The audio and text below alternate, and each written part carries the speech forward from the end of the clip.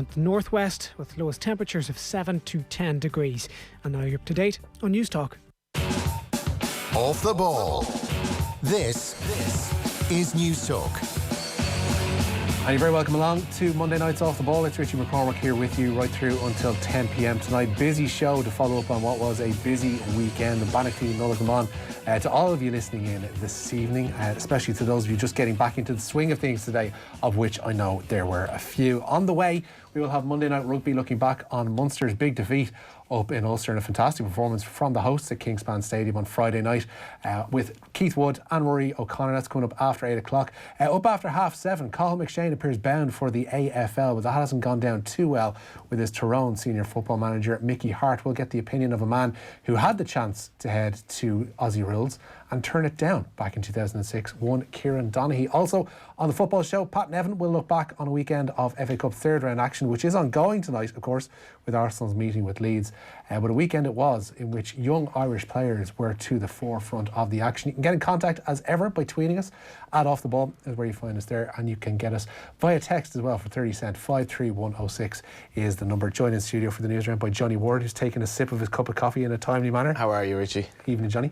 And Ann-Marie Donelan's here for the Newsround as well. Hi, Richie. How are things? How was Naas yesterday? I saw you were back in the racing world. Yeah, it's a grade 1 meeting at Naas for the last few years. It used to be a grade 2, but it's kind of taken on the status of Naas's big day in the entire year. Naas is one of the biggest dual purpose tracks in Ireland, so they would have national hunt racing, jumps racing and flat racing, and it's pretty much top class for both of those. And they did a great job on the facilities in the last few years. It really needed redevelopment. It's a bit like the Curragh.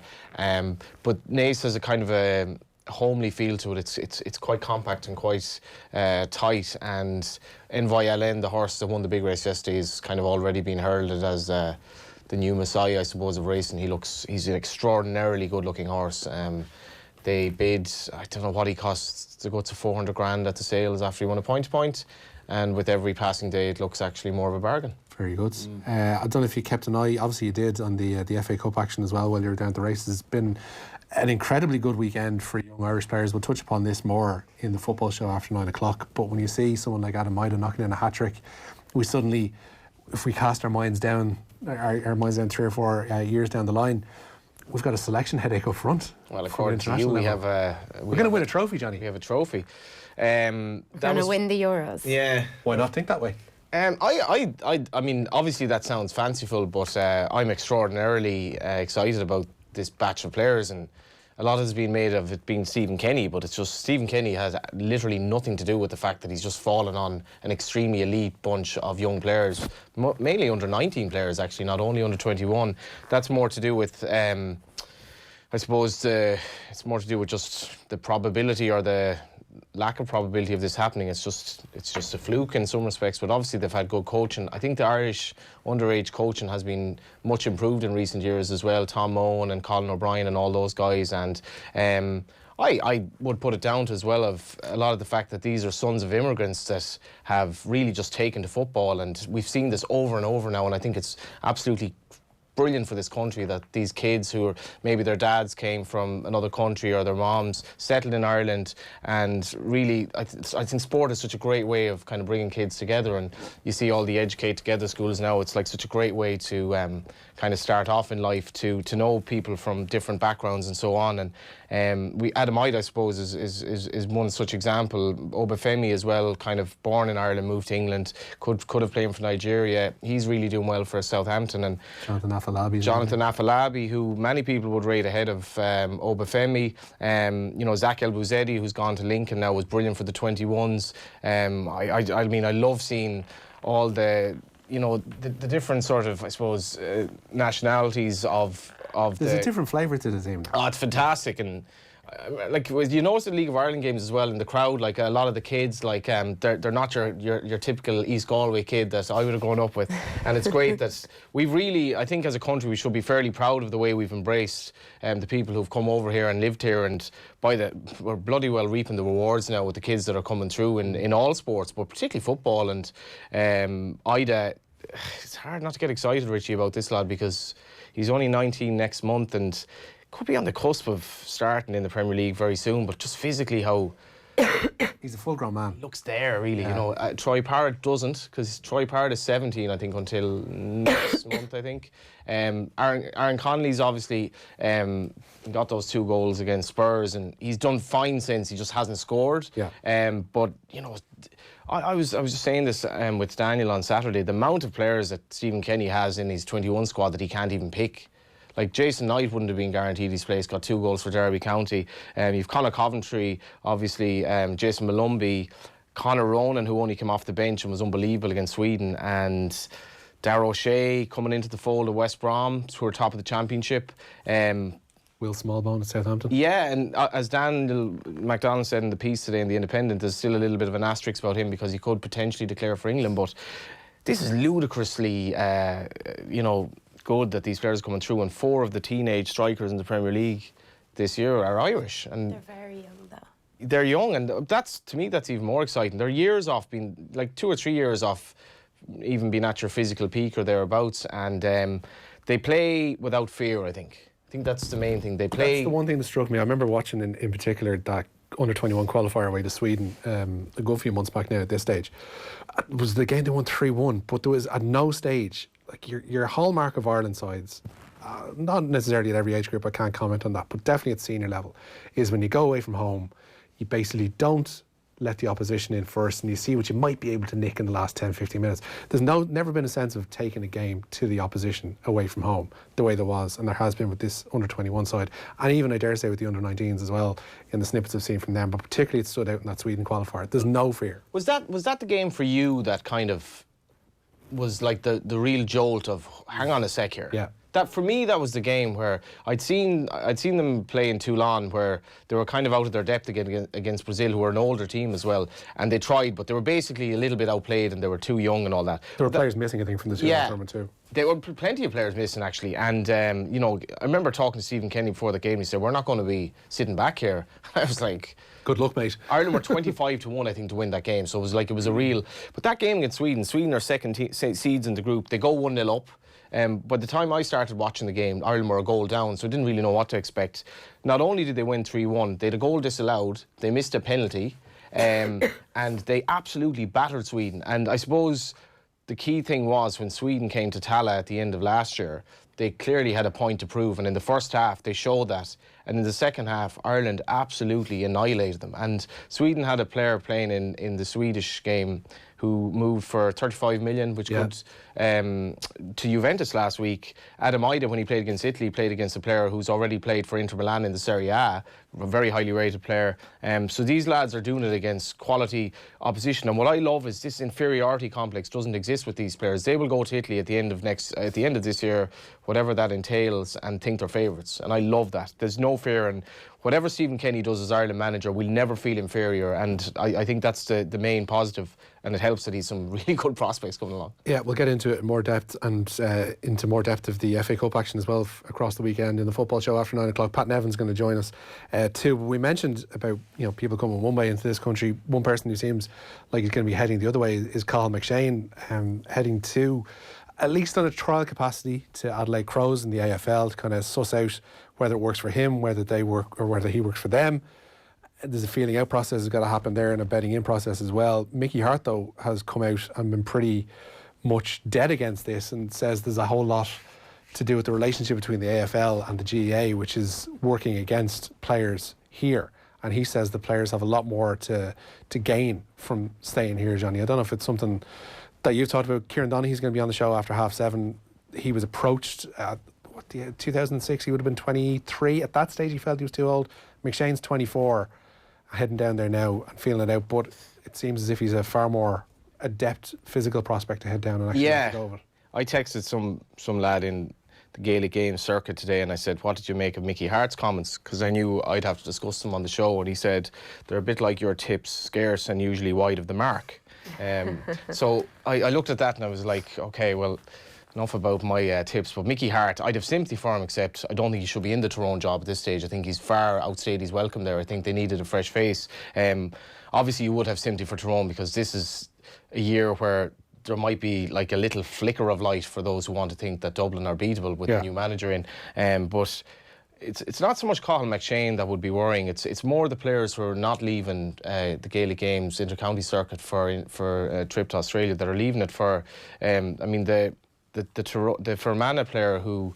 The personal reasons. Yeah, the it's situation is way more worrying. The Fermanagh player that you'll mention in the Newsround, Sean Quigley, who's obviously a very good player for Fermanagh, he just said he wasn't enjoying it. And the SRI report from that was recently unveiled, a lot of the players' main argument was they weren't really enjoying it anymore. And why would you can't, like, you live like a monk for 6 months of the year to achieve, we'll say with Fermanagh, what are you going to achieve? You might get to an Ulster final, you might get to Croke Park, but it's not really, like, the inter-county game has become so professional in every way except being paid. I could see why players are moving away. That's the thing. Mickey Hart, I think, can't see that. Everything is about the love of the county and representing your club and representing your parish, etc., etc. When the amount of hours that you're being asked to put in, especially as an inter-county player, and the effort that you're putting in, the payoff can't just be for the love of your county. No, and it's not like inter-county football, inter-county hurling was the representative game when I grew up, and it was your club. The club game was what mattered, and then you train for the county in the championship. But now it's completely different. You're basically a full-time professional in all but name, and particularly in Gaelic football. I mean, only a handful of teams have any chance of winning the All-Ireland, and most of the teams have absolutely no chance. And I mean, got a B championship now, Johnny. Everything's grand. Most of the players don't seem to even want that.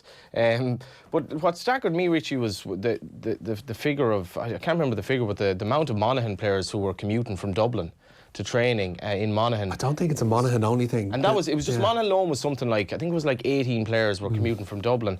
So you're giving up your life, and as well as that, what if you've like young kids and you've your career? The SRI report. It's the what if you don't have kids? Yeah. Like if you, because there will be a period when you will have kids, maybe staying at home or being in and around the parish and in and around the community actually 100% makes sense. But while you're 23, 24 and you don't have any ties, head off to Australia. Go and live a bit if you want. Absolutely. What was I thought intriguing from the SRI report as well was an awful lot of the young guys end up in college doing courses that they may or may not actually really want to do. Most of them have no interest in the courses they end up doing, And then when their inter-county career is over, they kind of wake up one morning and they're like, I'm in a job that I don't really want. And it doesn't really actually help their career in some respects because they go to college to kind of cater for and facilitate an inter-county game. But I do think, the GA, the big problem they'll have in the next decade or so is trying to marry this, they say that the amateurism is sacrosanct, but it's not really amateurism anymore. A lot of managers are clearly getting paid, and a lot of the players, they're not living like amateurs anymore. And I think for a lot of the players now, it's a real choice. Do I want to live my life, or do I want to give away 6 months to win nothing? Yeah, big question. Kieran Donaghy on that one, up after 7:30, 8 o'clock. We're going to be talking rugby with Rory O'Connor and Keith Woods on a fantastic weekend for Ulster, fantastic weekend for Leinster, but for Connacht and for Munster, very much not so. And the FA Cup as well with Pat Nevin after 9 o'clock. It's with the FA Cup we begin, Anne-Marie, because there's one more game left to be decided this evening in the third round. Yeah, Richie, Arsenal hosts Leeds in the final third round fixture tonight. It's a repeat of the 1972 final, which Leeds won 1-0. New Gunners manager Mikel Arteta won the competition twice as a player and then twice as a coach with Man City. The North Londoners have only been beaten at this stage of the competition once in the last 23 seasons. Arteta, though, is well aware of the task that's ahead of them tonight. He says he has particular admiration for Leeds manager Marcelo Bielsa. He gets out of his team, how he makes them fight and run and challenge and compete and never give up in any game under any circumstances. He generates that beliefs on the player, those demands, and that's what, in my opinion, has been one of the most successful managers. But every manager would want that, wouldn't they? Yeah, but to get it consistently every 3 days at that level is very different. And for me, the best thing is when you talk to players that they had him as a coach, what the words that they have towards him, they are always positive. They were better players afterwards, better people. They understood the profession better. That's what is left after when you have players and they say these type of things to the managers.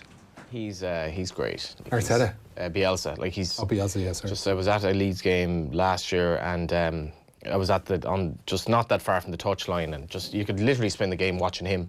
He sits in that little kind of cooler. I think he had a little stool that night, and he kind of he kind of does a squat like on the pitch as well. Like, it's almost as though like a snail's eye view of the game is better than being at your normal level. And when he's like, I would love to see Leeds in the Premier League. It's been too long, and to have him at the helm, he's a complete. He's a one. You'd hope he stays there, because the thing about Bielsa is, even if they do get promoted, he could just bugger off and just decide his work there is done, and becomes not as entertaining a prospect. Yeah, tonight will be interesting now to see kind of where they're at, because they were in a probably even stronger position last year in the Championship, and it imploded. So they just ran out of steam. Yeah, and they're not. I think they're 9 points ahead of third at the moment, or something like that. But tonight will be interesting. It's in their best interest to go out tonight. Probably. Yeah, but I don't like that talk either. Like, it's true though. Yeah, but it's true, because it's an extra fixture. The money involved, and ultimately that's what all clubs are playing for. Isn't what it is. Leeds could actually win the cup if they got a ridiculously favourable run, and the main teams don't really play their best. The team that Liverpool played yesterday, like for example. You see, there's a big caveat there. You started off big, going Leeds could win the cup if they get an extremely favourable draw and if things go their way. Well, they do. It's a crapshoot for everybody. That's how cup competition works. They need to avoid like the big teams until very late on. But Leeds will be a good side next season at Premier League level. Yeah, teams are in for this one. Just to give you a note of them: Martinez starts in goal for Arsenal. Back three of Socrates, Papastotopoulos, David Luiz and Rob Holding. Reece Nelson and Sead Kolasinac providing the width in between are Matteo Guendouzi and Granit Xhaka. And Mesut Ozil and Alexandre Lacazette are up front alongside Pepe. For Leeds, Ilham Meslier starts in goal. Gaetano Berardi, Luke Ayling, Ben White and Barry Douglas, they're back four. Robbie Gotts, Matthias Klick, Calvin Phillips and Jack Harrison in midfield, and Gianni Alioski in support of Patrick Bamford. Remember him up front for Leeds United. Kick-off is at 7:56 tonight. Plenty of text in already so far. The right side of the studio, and I mean that in all senses of the word, politically, definitely with Johnny, are representing Galway tonight. Would you describe that as oxblood red from not Louis Copeland? They're both actually going for a bit of Galway colours. Yeah, I didn't even notice. This is positively maroon. Are you trying to imply that I'm right wing or something? Listen, Johnny, your Twitter account says as much. Hang on, lads. Perspective. Brian Kerr led a huge group of underage players to European winners and finalists. How many of those became top players in the Premier League? Keane, Duff. With all due respect, there is some validity to that. Also, the players that Brian Kerr had weren't playing or on the cusp of playing top level football to the way that it is now. I remember, not going to name names, there was one member of that under-18 squad. When I got to college, by the second year I was dossing a lot and playing football in the middle of Mountjoy Square, and a member of that squad would regularly just pitch up just looking for games. Right. Was no longer at a club, was no longer, pretty much in control of what they were doing in terms of football. Ended up playing a bit of League of Ireland, I believe, after that, but they weren't being looked after and weren't being cared for and weren't at the same level, I don't think. Yeah, okay, we this could all kind of plateau. Could all collapse around us and all that, but if Michael Obafemi is essentially the fifth choice striker for Ireland's under-21s at the moment, which you could make the case that he would be if everyone else were fit, yet he's starting for Southampton occasionally and scoring in Stamford Bridge. I think that's a fairly telling statement of where we're at the moment. We only really need half of these to come through, and we'll be in a good place. Micheál and Kerry makes a very valid point regarding Adam Idah. Although we may be corrected, according to OTBAM, the I is pronounced as an E, so we've been saying it wrong. Yeah, it's Idah. But then again, as Nathan pointed out, and I'm going to pass this off on him because I don't want to take responsibility for it, down in Cork they pronounce Keane wrong. So, Roy Keane, is it? Or? Yeah. Yeah. I had this with Danny Mandroiu, and he insisted it's Mandroiu, but nobody calls him Mandroiu. Everyone calls him Danny Mandrew. Doesn't scan the song as well. Exactly, yeah. So the song. I don't think he really cared, but I asked him and then got it wrong almost straight away afterwards. So the Idah thing is just going to rumble on, I suppose. Yeah, we have to just ask the man himself. We do indeed. Gavin is in cahoots with me. He says, I can imagine Bielsa promoting Leeds, then walking away saying he has no interest in the sanitised commercial Premier League juggernaut. And he'd be absolutely right, Gavin. He'd be absolutely right. On to this story involving Antonio Rudiger, Anne-Marie. Yeah, the Metropolitan Police closed their investigation today into alleged racist abuse against Rudiger after apparently finding no evidence. The defender reported hearing chants during Chelsea's Premier League game at Tottenham on the 22nd of December. Spurs have said that extensive reviews of CCTV images, television footage and working with professional lip readers provided no proof of racial abuse. I have to say Spurs have actually handled this rather well. Their statement says that they actually welcomed Rudiger's reports of what he had heard. So that seems to be case closed on that one. Very much not so for Tom Pope, who was a social media darling for about 5 minutes over the weekend. Yeah. Oh, sorry. The port failed strike. I was waiting for the story. I hadn't say, seen it Johnny, until go earlier on. yeah. Enlighten us. It's mad. Yeah. Tom Pope basically said prior to, if John Stones can get an England game, I can score 40 a season against him. And then he scored against him in the FA Cup, and everyone was like, oh man, this guy's great crack. But then... He was asked to predict the World War III result, and then his reply was, we invade Iran, then Cuba, then North Korea, then the Rothschilds are crowned champions of every bank on the planet. Yeah. Iran, Cuba, North Korea in that order. Cuba's... I'd say definitely the lesser of the three. I'm not looking for you to play a game of Risk on air. That's not what's happening here. Tom Pope is a bit of a tit, and that's the... worrying times on the Iranian front, must be said. Have a few friends over there. Do you? I do. Did you advise them to get out? The strange thing about what's happening in Iran is they increased the price of... Where's this going? Are they Irish friends? No, Iranians. Okay. I've been over there a couple of times. The strange thing about Iran was they increased the price of, they increased the price of gas in the last sort of couple of months, and there was a bit of a revolt from the people, and it was fairly summarily put down. So the government were in a pretty bad way. So this now that this has happened has totally taken everyone is now just talking about this. So in a way, for the Iranian government, they're kind of happy that what happened there 6 weeks ago, which could have been really problematic, and it wasn't really reported in the media. They turned off WhatsApp for 2 weeks over there. And they basically shut down social media. So all you need is to kill a military general and get back on side with the people. And just have a fella as stable as Trump, at the wheel. Everything will be grand. Grand job. But, how are your friends over there? Are they optimistic? They're very nervous? The feeling over there is that a real wrong was committed and that the guy was actually quite well liked, that he tackled ISIS and all that, and they think Trump committed a really, really bad... Your friends living there, or are they travelling? Yeah, they live in Shiraz. Oh, okay. Have you been there? Yeah, twice, yeah. Twice? I was actually thinking of going over in the near future. Wouldn't recommend it. Would you not? No. I thought flights would be a lot cheaper. Flights would be cheaper. Flights would be cheap. They're not that cheap, actually. But if you went over, there'd be a lot to take in, wouldn't there? We'll get you as our war correspondent. Could be interesting. It doesn't pay. War correspondency? No, I mean... Have you looked into this? No, I have a friend who I met in... very short story. I went to Georgia when Ireland was supposed to play there, when the game was moved to Mainz. Mainz, yeah.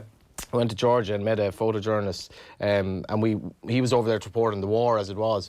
But he was telling me a story of going to meet the leader of South Sudan or something like that, and it was a real coup to get there. And one of the Irish papers rang him and this is amazing, and will you send us on your details? And they were going to give him 150 quid for being in South Sudan for one of the rebels of the head of the revolution. 150 quid. It literally does not pay at all, not in Ireland anyway. So. There you go, kids. Don't go into war correspondence. No, it doesn't pay. Doesn't pay. Darren Randolph, though, is in the money. Anne-Marie? He is. Apologies, I've lost this here. Sorry, Republic of Ireland goalkeeper Darren Randolph is reportedly set to leave Championship strugglers Middlesbrough for a £4 million deal. It looks like this is set to go ahead. The Bray native expected to return to his former club, West Ham. That's reported in The Guardian today. The 32-year-old left the Irons to head to the Riverside in 2017 for £5 million back then. He's made 100 appearances since then and featured in the Championship's PFA Team of the Year last season, and he would be up against Lucas Fabianski in trying to impress new manager David Moyes for the Hammers' #1 jersey. He's also on the verge of returning from a thigh injury. Good news for us, as he's set to be back well in time for the Euro 2020 playoff against Slovakia in March. Odd one. Randolph? Yeah. Yeah. I don't know, I suppose he's still relatively young as a keeper. 32, yeah. You'd imagine he's got another 5-6 years left in him. Yeah. Certainly. He's been absolutely fantastic for us, I have to say, and I think he's a Premier League quality goalkeeper, wouldn't you? It seemed to have... Did he fall out of favour at Middlesbrough under Woodgate? He's gone to a club where this move has been in the offing regardless of who's been manager. So it seems as if they're getting in at firm number 2 for Fabianski because was it Roberto? It's useless. So yeah, maybe it's financial. I don't know. Listen, could well be. Finally, that news about Sean Quigley before we shoot off. He is one of those players who's packing it in for the season. Yeah, Sean Quigley for Manor is set to be without forward Sean Quigley for the coming season. The 28-year-old has become the latest in a really long line of high-profile players now to step away from the intercounty scene, which he said he wasn't enjoying. Manager Ryan McMenamin, though, has said he would welcome him back into the fold if he changes his mind. As he mentioned, that chat about Cathal McShane coming up with Kieran Donaghy after 7:30. Also, 8 o'clock, we'll be talking rugby and a great weekend for Ulster with Keith Wood and also Rory O'Connor. A few texts in, 53106, of course they'll cost you 30 cents. Lads, Idah played underage GAA with Douglas in Cork. His mum is from Cork. I played soccer with his grandfather, Kevin Hayes, who worked in the offices of the Examiner and the Echo. That comes in from Eddie. And from Simon, who's texted to say, Johnny's extraordinarily excited about the 21s and Envoy Allen is extraordinarily good looking. Johnny's in fine fettle altogether for January. Bloody Actually, hell. on that, what's the ugliest, least impressive horse Johnny knows of that went on to do big things? Ugliest successful horse? Attraction, the mare, she had the weirdest leg action of all time. She really shouldn't have been a racehorse. Her knees kind of just went like that. They didn't even bend, and she was top class. Attraction. What a great But they name for having a buzz calling her Attraction. Yeah, it was probably a bit of a piss take, but Attraction was she was something else. The Adam Idah thing. There was an interesting in the Athletic today, and when he went over to Norwich with his mom. Yeah. His mom. With his what? His mom went over there with him. His mom or whatever. Mother. His mum or his mom, whatever, went over there, and Idah was like courted by a few clubs, but when they were over there, his mother was like, "I'm a really big fan of Delia Smith." So Delia Smith came out and met the mother, and apparently this was pivotal in making him feel at home, and she just loved Delia Smith. There you go. We've had it all in this news round. Ugly horses and Delia Smith. On the way, we're talking to Kieran Donaghy about Cathal McShane next. Off the Ball 2019 IMRO Radio Awards Sports Programme of the Year. Salah takes the shot. Oh, Mo Salah with one of the goals of the season. Who will see their dreams turn into reality? Whose names will be etched in history forever? OffTheBall.com, best online publisher at the 2019 Spider Awards. A big breaking story on OffTheBall.com for you this morning. We have the very latest on the Mayo leaks. We now know what went on in that secretive Mayo County Board meeting. 2019 Irish Sponsorship Awards Best Radio Sponsorship OTB Super Value GAA Roadshows. Well, when she comes back, get your arse back here, he said. Star is out sitting on the swing and Darren O'Sullivan is pushing him. OTB Sports Radio, live online 24/7 on the Go Loud app. This is OTB Sports Radio. Quality, performance and reliability. Volkswagen commercial vehicles are vans that